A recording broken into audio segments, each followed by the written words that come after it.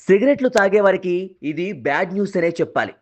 సిగరెట్లు తాగేవారికి big shock ఇచ్చింది కేంద్ర ప్రభుత్వం.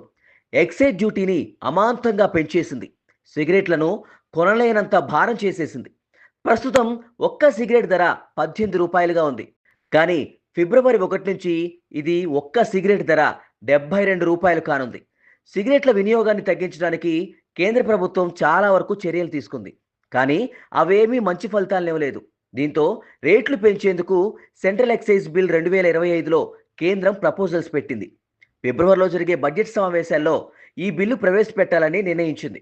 మరోవైపు పాన్ మసాలా, పొగాకు సంబంధిత ఉత్పత్తులపై 40% జీఎస్టీ వేయనుంది. ఇక బీడీలపై 18% జీఎస్టీ వేయనుంది. దీనిపై అన్ని వర్గాలు హర్షం వ్యక్తం చేస్తున్నాయి. కానీ స్మోకర్స్ మాత్రం దీన్ని బాగా వ్యతిరేకిస్తున్నారు. ఇంత ధర పెంచడం ఏంటి అని ప్రశ్నిస్తున్నారు.